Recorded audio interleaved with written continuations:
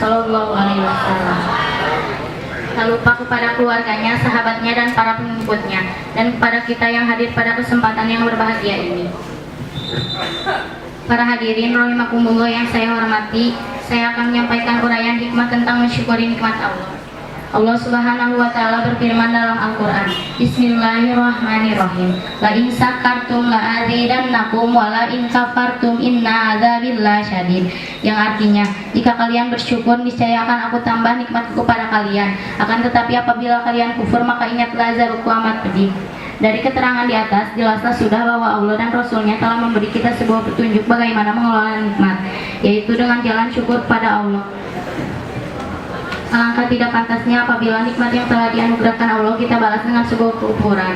Sungguh adalah orang yang bodoh apabila jika diberi nikmat malah kita membalas dengan kekufuran. Nabi nimatil imani wa islami wa salim wa ala khairil anami syahidina Muhammadin wa ala alihi wa sahbihi ajma'in. Amma ba'd. Pertama-tama saya berdiri di sini akan membawakan sebuah materi yang berjudul akhlak. Kata akhlak dalam kehidupan sehari-hari dan sebagai muslim kita sering mengetahui bahwa akhlak adalah salah satu hal yang harus diperhatikan dalam kehidupan bermasyarakat. Definisi akhlak. Kata akhlak adalah keadaan jiwa atau sifat seseorang yang mendorong untuk melakukan hal yang tidak yang baik, karena salah satu penyempurnaan dalam hidup kita bukannya ilmu, tapi di atas ilmu ada akhlak. Sehingga Nabi mengatakan, man la ada falahu la ilma lahu. Barang siapa orang yang tidak mempunyai akhlak, padahal dia pintar, dia cerdas, la ilma lahu, sama saja tidak punya ilmu. Dan Rasul diutus oleh Allah liutammima makariman akhlak, untuk menyempurnakan akhlak budi pekerti manusia. Insyaallah kita berdoa mudah-mudahan kita semua diberikan oleh Allah ilmu yang manfaat untuk menjalin hidup yang mempunyai akhlakul karimah, sehingga mempunyai hati yang bersih yang bisa berjumpa dengan Allah Subhanahu wa taala nanti di yaumil qiyamah. Karena salah satunya yang akan bisa menjadikan diri kita bertemu dengan Allah yaitu mempunyai hati yang bersih. Illa man atallaha biqalbin salim. Sesungguhnya yang bisa bertemu dengan Allah hanyalah hati yang bersih, hati yang selamat, hati yang selalu bersikap enak ke orang lain, bersikap orang lain selalu baik kepada kita, tidak pernah mempunyai hati yang jelek. Malah kita bersihkan dari awal, kita bisa istighfar.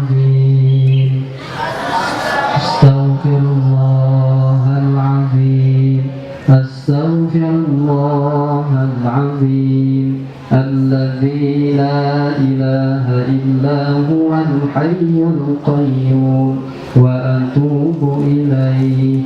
Asyhadu an la ilaha illallah wa asyhadu anna Muhammadar Rasulullah. Allahumma salli ala taqabbal minna innaka antas sami'ul alim wa tub alaina innaka antat tawwabur rahim. Allahumma wa awsatahu falahan wa akhiruhu najahan. Allahumma Rabbi zidni ilman warzuqni fahman. Rabbana atina min ladunka rahmah innaka antal wahhab. Allahumma aftah alaina abwabal khair wa abwabal ilmi wa abwabal barakati wa abwabal jannah. Rabbana atina fid dunya hasanah